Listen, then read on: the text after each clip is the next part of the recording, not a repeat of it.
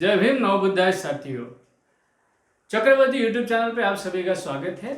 जैसे कि आप देख रहे हैं, दुनिया में बहुत सारे सब्जेक्ट होते हैं, लेकिन हम भारतवर्ष में हमेशा की तरह, चाहे वो किसी मुस्लिम संप्रदाय का हो, हिंदू संप्रदाय का हो या बौद्ध संप्रदाय का हो, ये सांप्रदायिक कट्टरता का जो विषय सामने आ रहा है, लगभग इसको थोड़ी सी अलग तरीके से देखनी चाहिए।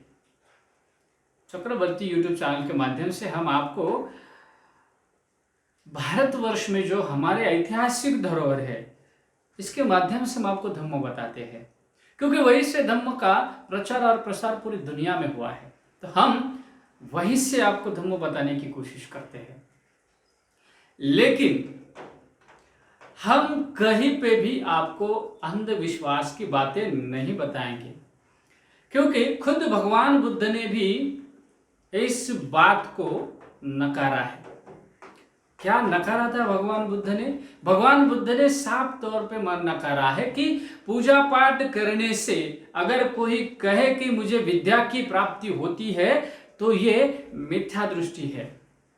अगर पूजा पाठ करने से हम नदी के दूसरे किनारे तक पहुंच सकते हैं, या हम ये कह रहे हैं कि मैं पूजा पाठ कर रहा हूं, नदी का दूसरा किनारा स्वयं मेरे पास आ जाए, तो ये प्रकृति के खिलाफ है। अभी बात साफ तौर है, बात एकदम सीधी है। कई लोग कह रहे हैं कि भगवान बुद्ध की मूर्ति श्रद्धा का विषय है।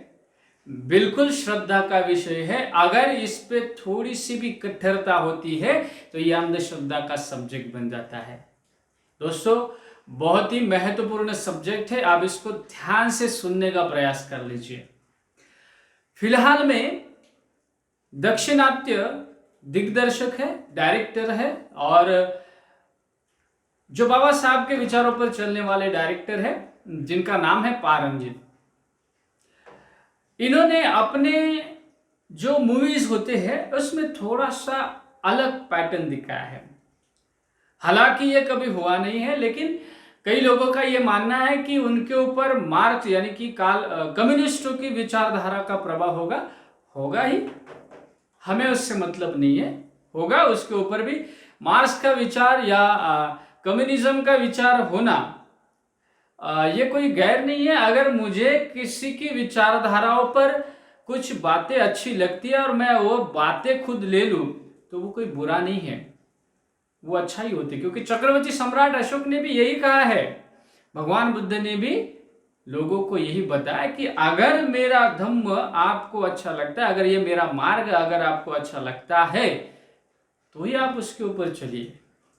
अगर ये आपके बुद्धि के कसौटी पर नहीं बैठ रहा है तो मत उसको स्वीकार करो। आप आओ, पहला देखो, ए ही पश्चिको, यानी कि देखो।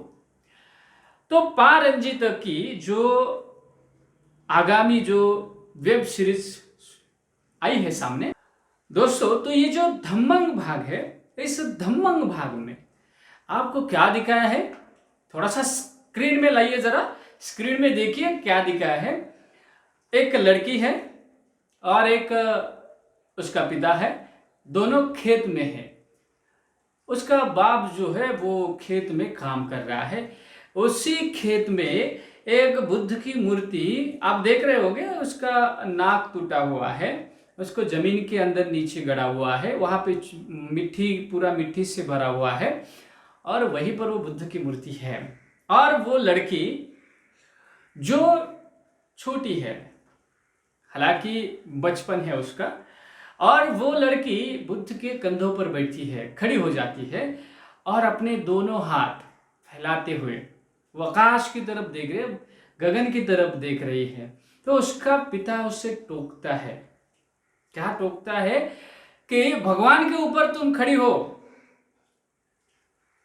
बहुत ही महत्वपूर्ण पॉइंट है जो आप समझिए। तो वो लड़की उसको जवाब देती है कि खुद बुद्ध ने कहा है कि भगवान नहीं है, और आप लोग बुद्ध को भगवान बनाते हैं। उस लड़की को जो डायरेक्टर है उनको दिखाने का तरीका कुछ अलग लग रहा है। उन्होंने कुछ अलग तरीके से उसे दिखाया है। उस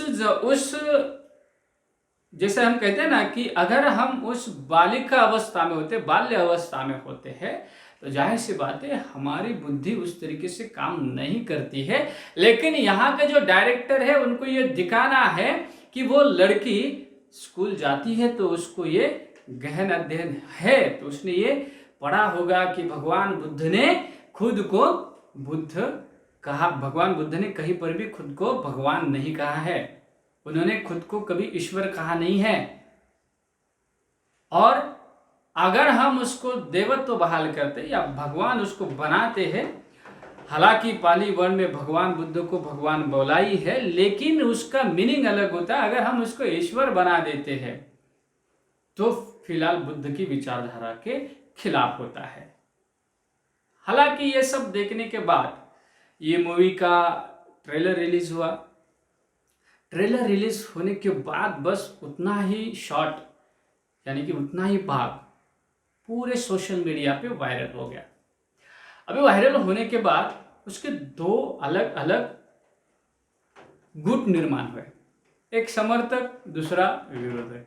हालांकि ये बात हर जगह होती है, कुछ नया नहीं है। तो जैसे ही रिलीज होते समय, ये ट्रेलर रिलीज होते ही लोगों के मन में, जो बौद्ध लोग हैं उनके मन में घृणा का भाव पैदा हो गया। किसका भाव पैदा हो गया?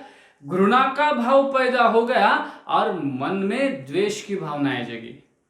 तो जाहिर सी बात है उन्होंने पारंजिता को पागल कहा, पागलपन कहा, उनका ये पागलपन है, ऐसे वैसे अलग अलग शब्दों से उनको नवाजा भी है, शब्दों से नवाजा है। तो सवाल ये पैदा होता है कि जो समर्थन कर रहे हैं, जो विरोध कर रहे हैं, दोनों की भावनाएं अगर देखी जाए तो दोनों के मन में द्वेष है, दोनों के मन में क्रोध है, दोनों के मन में घृणा का भाव है।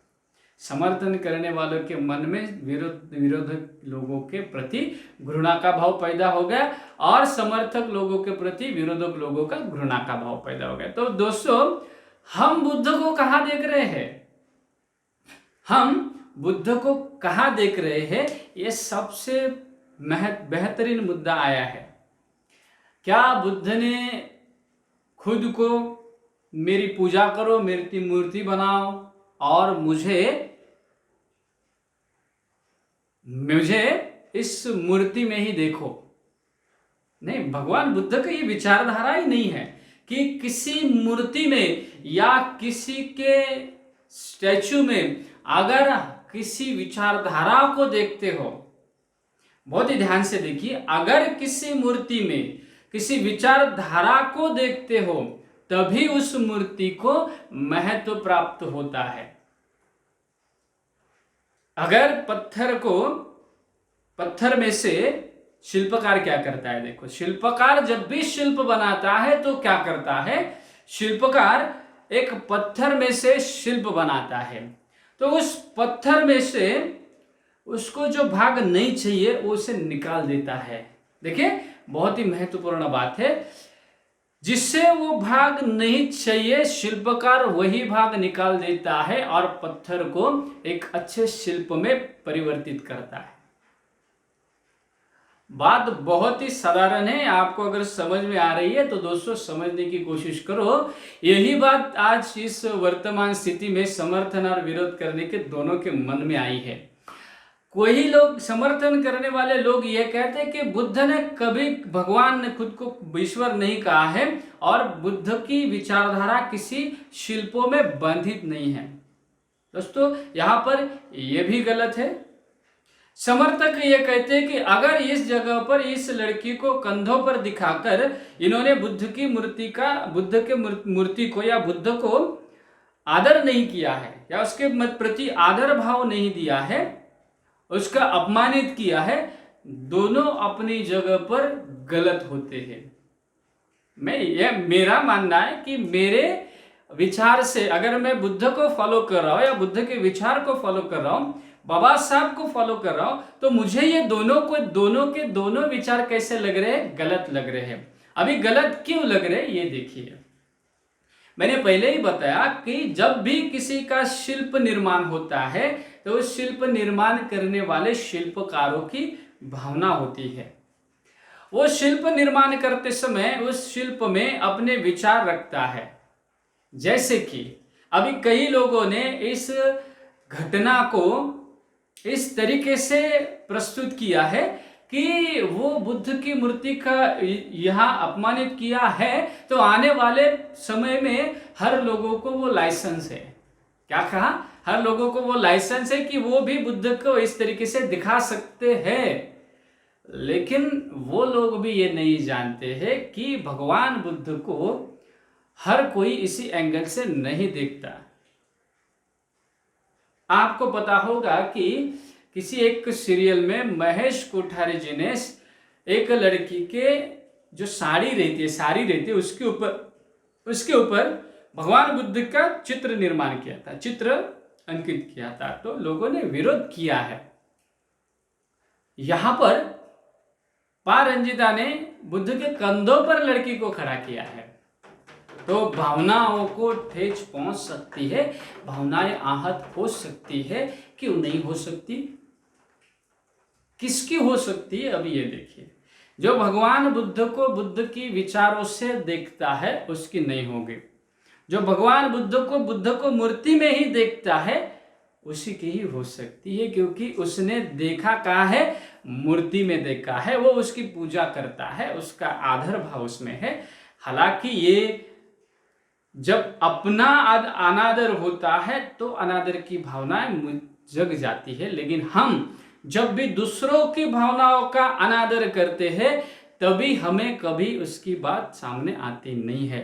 हालांकि दोस्तों, बातें दोनों की दोनों गलत किस तरीके से होती है ये मुझे बताना है आपको, और मैं आपको बताने जा रहा हूं। ध्यान से देखिए। भगवान बुद्ध के शिल्प बने हैं, बुद्ध के मृत्यु के पश्चात बने हैं, भगवान बुद्ध के महापरिनिर्वाण के बाद बने हैं।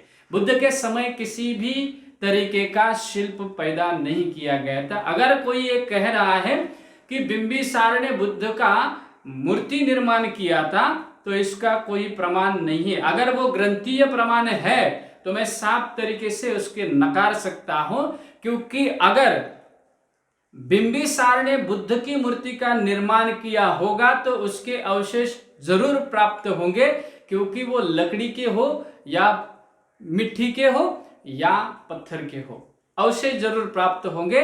क्योंकि अजात शत्रु के अवशेष प्राप्त है तो बिंबिसार ने निर्माण किए बुद्ध के अवशेष प्राप्त होंगे। क्योंकि बिंबिसार का कारागृह मिलता है, बिंबिसार का वेणुवन आज भी वहां पर है, तो हमें भगवान बुद्ध की मूर्ति वहां पर मिलनी चाहिए। लेकिन हालांकि ऐसा नहीं हुआ। बुद्ध शिल्प का निर्माण ही ईसवी सन में जो कनिष्क सम्राट है इन्होंने निर्माण किया, वो भी गांधार शैली में पहली बार बुद्ध की मूर्ति निर्माण हुई है। तो हालांकि ये समझने की बात है। भगवान बुद्ध से पहले बुद्ध का जो पहला स्ट्रक्चर बना बुद्ध को समझने के लिए तो वो है बुद्ध स्तूप। हालांकि बुद्ध स्तूप जब निर्माण किया गया तो वो बुद्ध के शरीर धातु पर है।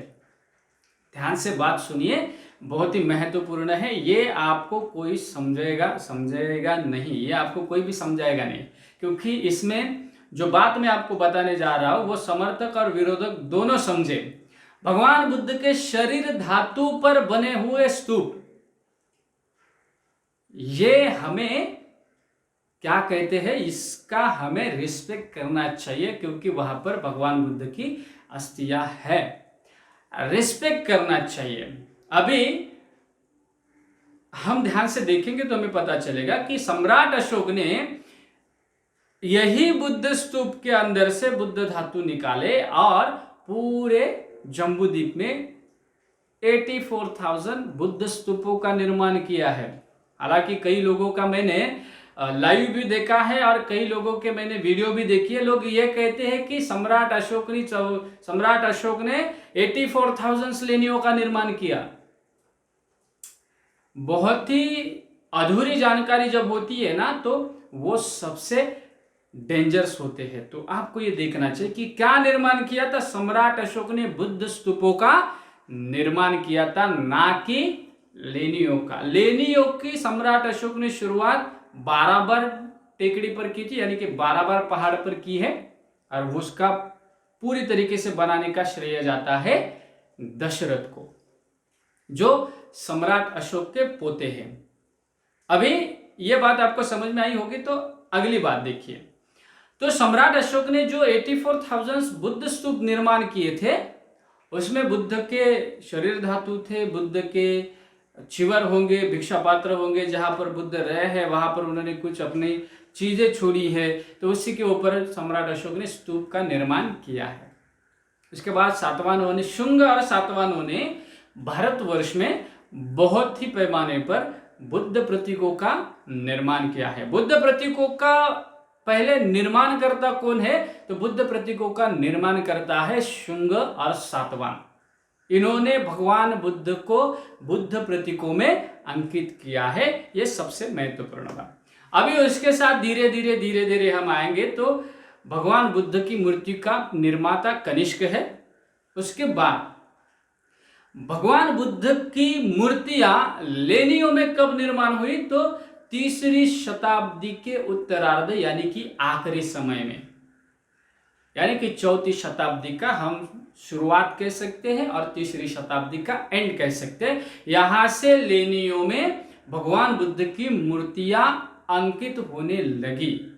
अभी लेनियों का निर्माण हुआ, उसके बाद जब शिल्पों का निर्माण हुआ तो उसका अध्ययन करते समय पहले भगवान बुद्ध के लेनियों की जो हम रचना देखेंगे तो बुद्ध की लेनियों में बुद्ध प्रतीकों की रचनाएं थी। बुद्ध स्तूप था, वज्रासन होंगे, बोधि वृक्ष हो गए, और भगवान बुद्ध के जन्म से जुड़ी हर जो घटनाएं है उस घटनाओं को प्रतीकों के स्वरूप में अंकित किया गया, और वो चित्रित, जैसे कि हम अंकित करने के बाद उस शिल्पों में अच्छी तरीके से सजाया गया। हालांकि उनका जो महत्व होता है, तो उनका ये महत्व होता है कि भगवान बुद्ध के जीवन काल में घटी हर एक घटना को आने वाले पीढ़ी को समझना चाहिए। इसके लिए भगवान बुद्ध के जन्म से लेकर मृत्यु और मृत्यु से लेकर मृत्यु पश्चात जितनी सारी घटनाएं हो रही है, उस सभी बातें शिल्पों में अंकित करना शुरुआत हो गए। दोस्तों, इसको पूजा करने के लिए नहीं निर्माण किया है, इसको भगवान बुद्ध का जीवन पट शिल्पों में अंकित किया, ताकि उस समय लिखान की शैली उपलब्ध नहीं थी, तो शिल्प से साहित्य का निर्माण किया गया। तो ये क्या था? साहित्य है। उसके बाद जब ईसा के बाद 3री शताब्दी में महासांघिक नाम का जो संघ था, उसको भंते नागार्जुन इन्होंने महायान में तब्दील कर दिया। ध्यान से देखिए, महत्वपूर्ण बात है। जो 2री धम्म संगीति में वज्जी के जो भिक्खु थे, ये थेरवादी भिक्खुओं से अलग होकर, मतलब भगवान बुद्ध के भिक्खु संघ से अलग होकर अपना अलग संघ बनाया।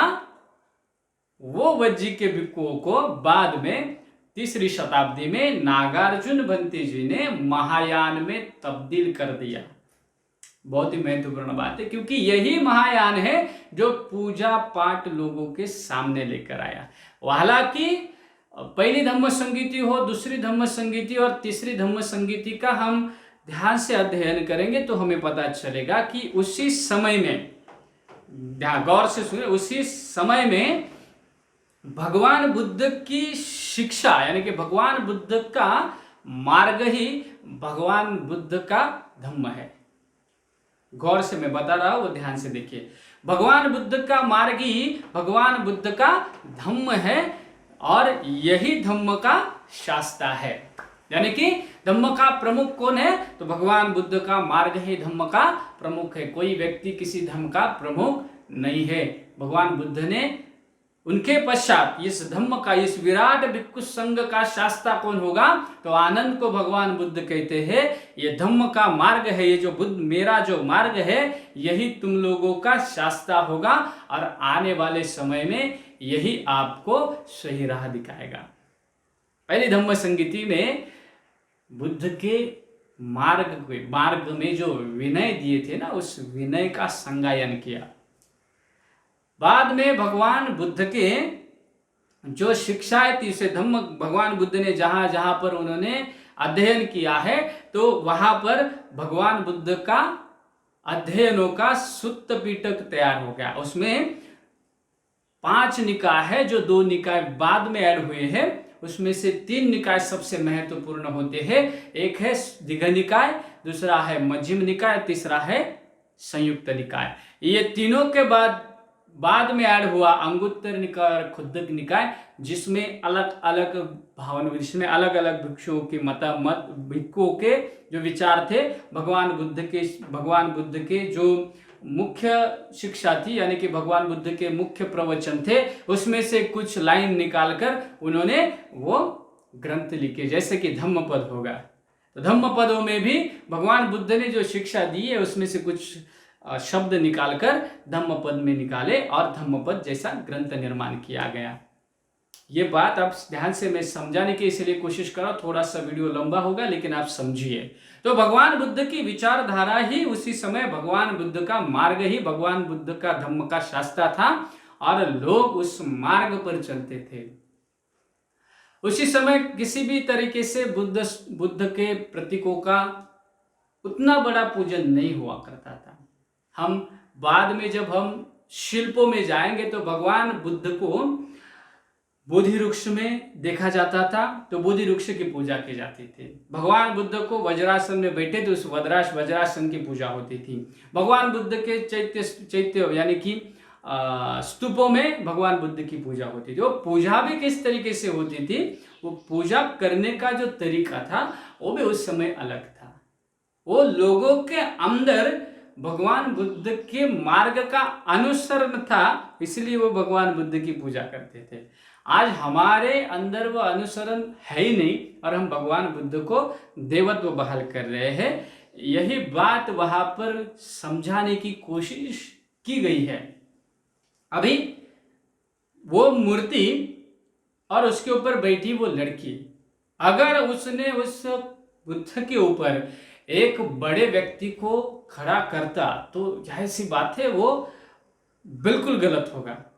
लेकिन लड़की को खड़ा कर ये मैसेज पास आउट किया है कि भगवान बुद्ध कोई ईश्वर नहीं है, भगवान बुद्ध एक विचार है और वो विचार जब तुम अपने आप में उतारोगे तो तुम भी दुखों से मुक्त हो सकते हैं। और उस पूरे मूवी में वैर से वैर मिटता नहीं है, नहीं वेरे न वेरानी। ध्यान से देखिए ना, ये नहीं वेरे न वेरानी, ये जो बात है ना, आपको समझने के लिए आपको वो पूरा वीडियो देखना जरूरी है कि वैर से कभी वैर मिटता नहीं है। जैसे क्रोध से क्रोध समाप्त नहीं होता है, घृणा के भाव से घृणा का भाव समाप्त नहीं होगा, उसके लिए आपको मैत्री करुणा का भाव निर्माण होना ही है, करना ही है। यही धम्म की विचारधारा है। दोस्तों, अगर आप उस मूर्ति में और उस शिल्प के ऊपर चढ़ने से आपकी भावनाएं आहत हुई है तो आप बुद्ध के मार्ग पर नहीं चल रहे हैं। इतने सारे जगह पर आज भी हम देखेंगे तो इतने सारे जगह पर भगवान बुद्ध के शिल्पों का अनादर होता है। ज्यादा दूर नहीं, हम अपने ही कंधों पर भगवान बुद्ध का टैटू निकालते हैं, अपने ही गले में भगवान बुद्ध का सर लटकाते हैं, तो हम कितने भगवान बुद्ध का अनादर करते हैं ये पहले सोचो। क्योंकि हमारे आचरण में बुद्ध नहीं है, हमारे दिखावे में बुद्ध है। क्योंकि हमारे हाथों पे कभी पर बुद्ध होगा तो हमारे कंधों पर कहीं बुद्ध होगा, तो हमारे पीठ पे बुद्ध होगा तो हमारे पेट पे, सीने पे कहाँ कहाँ बुद्ध निकालते हैं। और इतना ही नहीं तो बुद्ध के सर को अपने सीने में लटकाने वाले भी लोग, अपने गले में लटकाने वाले भी लोग हैं। तो दोस्तों, यहाँ पर कहा बुद्ध का अपमान नहीं कर रहे हम लोग, क्योंकि हमारे अंदर में भगवान बुद्ध नहीं है। इसीलिए धम्मपालन गाथा में एक लाइन है, वो बहुत ही बेहतरीन है और महत्वपूर्ण है। और वो क्या है, नतावता धम्म धरो यावता बहुभाषति। बहुत ही आसान है, नतावता धम्म धरो यावता बहुभाषति। दूसरों को दिखाने के लिए धम्म को धारण करने की जरूरत नहीं है।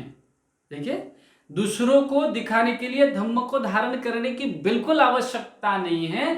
अगर तुम धम्म को अपने काया से दिखाना, बहुत ही आसान है। नतावता धम्मधरो यावता बहुभाषति योचं अपंपि सुत्वानं धम्मं कायेन पश्यति।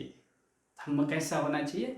काया से, अपनी काया से दिखना चाहिए। काया से हमारा धम्म दिखना चाहिए कि हमारे आचरण में बुद्ध का धम्म है, बुद्ध हमारे आचरण में है। इसलिए 3 शरण दिए हैं। जैसे हम शरणतय लेते हैं ना, शरणतय, तो क्या कहते हैं? नथी में शरणं अयं, नथी में शरणं अयं, बुद्धो में शरणं वर, एतेन सज्ज वज्जनं भूतु में जय मंगलम। कितना आसान है कि नथी में नहीं, मुझे अन्य, नथी में शरणं अयं, मुझे किसी का अन्य शरण अनुसरण नहीं करना है। मुझे अनुसरण किसका करना है? बुद्धों में शरणं वरणं, बुद्ध का अनुसरण करना है। बहुत ही आसान है और उसी से ही मेरा मंगल होने वाला है। मेरा मंगल कभी होगा? जब मैं अनुसरण करूंगा तभी मेरा मंगल होगा। अगर मैं कहूंगा कि मैं भगवान बुद्ध की पूजा करता हूं, मैं भगवान बुद्ध को अधिष्ठान करता हूं, भगवान बुद्ध के सामने दीप जलाकर मैं उनकी पूजा करता हूं कि मुझे दुखों से भगवान बुद्ध मुझे इस सारे संसार में जितने सारे दुख है वो सारे दुख मुक्त करे, तो भगवान बुद्ध कहेंगे, भगवान बुद्ध क्या कहेंगे?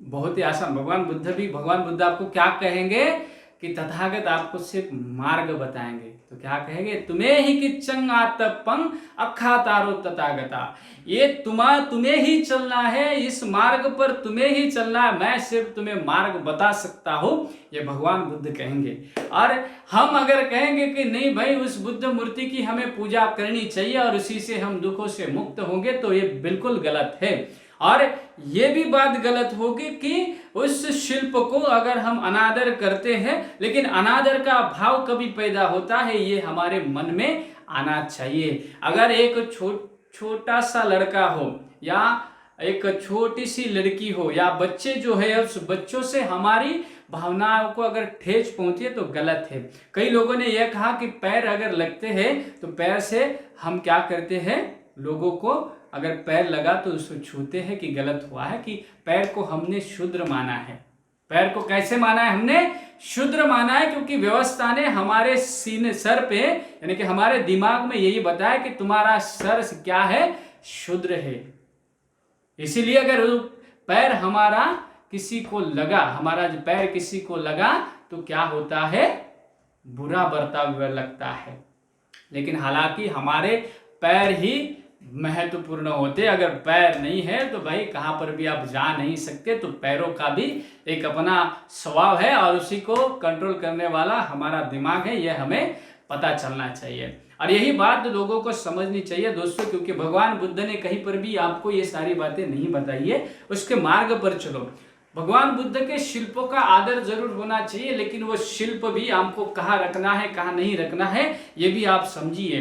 अगर वो शिल्प लेनियों में है, शिल्प विहारों में है और अगर वहां पे उसका अनादर होता है दोस्तों, तो जाहिर सी बात है वो निंदा का विषय होगा। लेकिन भगवान बुद्ध को हमने ऐसे ही खेतों में छोड़ दिया है, वहां पर उस मिट्टी में पड़ा हुआ है और हम कहते हैं कि नहीं भाई उस मिट्टी में पड़े हुए भगवान बुद्ध का हम वहां पर लड़की को खड़ा करके उसने भगवान बुद्ध को अपमानित किया।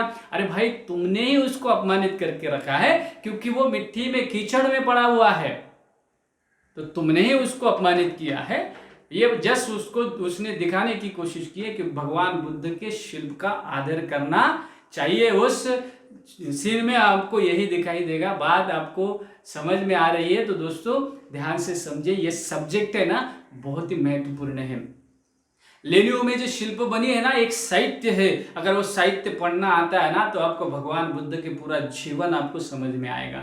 एक शिल्प अगर आपने देखा तो शिल्प के ऊपर भगवान बुद्ध का पूरा धम्म सामने आता है। जैसे कि भगवान बुद्ध की मूर्ति धम्म चक्र प्रवर्तन मुद्रा में होती है, तो दोस्तों भगवान बुद्ध ने जो धम्म चक्र का प्रवर्तन किया था उसका पूरा इतिहास उसके साथ आता है। इसीलिए वो शिल्प हमें भगवान बुद्ध की विचारधारा को अंकित करता है। अगर उससे हम विचारधारा को निकालेंगे, उस धम्म को निकालेंगे, तो वो मूर्ति सिर्फ और सिर्फ पत्थर की मूर्ति होगी, उसमें विचार नहीं देखेंगे तो हमें वो मूर्ति सिर्फ पत्थर की नजर आएगी। तो दोस्तों यही धम्म की बात है, यही समझने की बात है।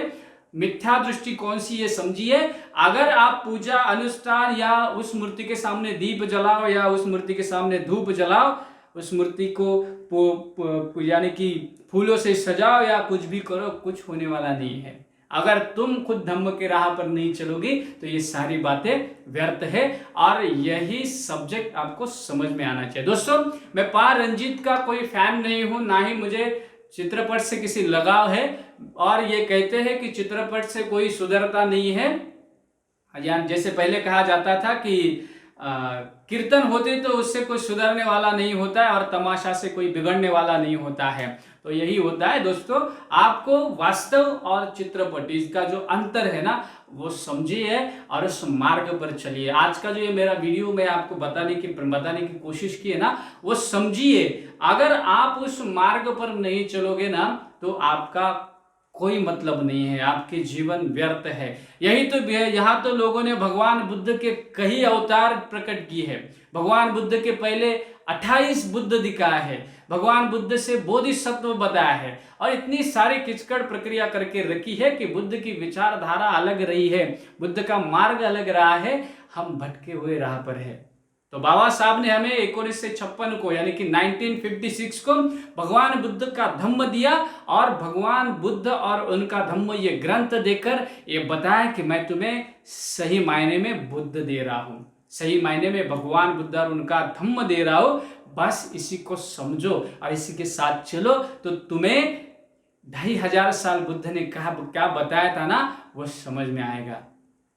सीधी सी बात थी, बिल्कुल आसान थी, और इसी मार्ग पर अगर हम चलते हैं तो हम अपने लोगों को ये धम्म की राह दिखा सकते हैं और उसके ऊपर चलने के लिए लोगों को आगे लेकर जा सकते हैं। ना कि उसकी पूजा करने से भगवान बुद्ध प्रसन्न होते हैं, ना ही भगवान बुद्ध ने कभी ये कहा है। ये सभी मिथ्या दृष्टि है, बस अपनी देखने की दृष्टि सम्यक होनी चाहिए। जब हम सम्यक दृष्टि की भावना से देखेंगे तभी आपको ना समर्थक दिखेगा ना विरोधक दिखेगा, आपको सामने एक अच्छा मार्ग दिखेगा और उस मार्ग को आगे लेकर जाने की दृष्टि प्राप्त होगी। और यही तो भगवान बुद्ध का धम्म है, बस उसको समझने की कोशिश कीजिए साथियों। इससे अपनी भावनाएं जब अपने अंदर में बढ़ती है तभी दुखों का वो कारण होता है। बस इस दुख का कारण समझिए और बुद्ध के मार्ग पर चलने की कोशिश कर ले। दोस्तों, आज के इस वीडियो में बस बात रखने की मैंने कोशिश की। अगर आपको ये बात अच्छी लगती है तो कमेंट में अपने अभिप्राय जरूर दीजिए, और ये बात आपको अच्छी लगती है तो ज़्यादा से ज़्यादा लोगों को शेयर भी कर लीजिए ताकि उन्हें भी ये पता चले, उन्हें भी अपने भगवान बुद्ध का मार्ग क्या है वो ज़्यादा से ज़्यादा पढ़े और उसके ऊपर चले। यही हमारी कोशिश है, यही हमारा जो काम है वो हम आपके सामने रख रहे हैं, क्योंकि जिस मार्ग से हम चल रहे हैं वो मार्ग भगवान बुद्ध के विचारों का मार्ग है। तो उस विचारों को ज़्यादा से ज़्यादा लोगों तक शेयर करना हमारी जिम्मेदारी है। तो दोस्तों, आज का वीडियो में मैंने बस आपको आईना दिखाने की कोशिश करे। कहीं पर भी मैं गलत हो सकता हूँ, अगर आपको लगता है मैं गलत हूँ तो गलत मानिए, बिल्कुल गलत मानिए। मैं ये नहीं कह रहा हूँ कि मेरी ही बात मानो, बिल्कुल नहीं। अगर आपको बात गलत लगती है तो इस विचार को छोड़ दो, वीडियो को स्किप करो और आगे निकल जाओ। लेकिन आपको लगता है कि ये सही बात है तो उसको गौर से देखिए, उसके साथ ध्यान से पढ़िए भगवान बुद्ध को, उसकी विचारधारा को, और उस मार्ग पर चलने का काम कीजिए। दोस्तों, यही आज के वीडियो का मतलब था, यही आज के वीडियो की सीख थी। तो दोस्तों, कमेंट बॉक्स में अपना अभिप्राय जरूर दीजिए। आपको ये वीडियो कैसा लगा, पसंद आया तो इसको लाइक जरूर कर दीजिए और ज़्यादा से ज़्यादा लोगों तक शेयर भी कर लें। मिलते हैं दोस्तों अगले वीडियो में। हमेशा की तरह ज़्यादा से ज़्यादा वीडियो बनाने की हम कोशिश कर रहे हैं, तो आपको भी नए वीडियो जरूर मिलेंगे। तो मिलते हैं दोस्तों अगले वीडियो में, तब तक के लिए आप सभी को जय भीम, नमो बुद्धाय।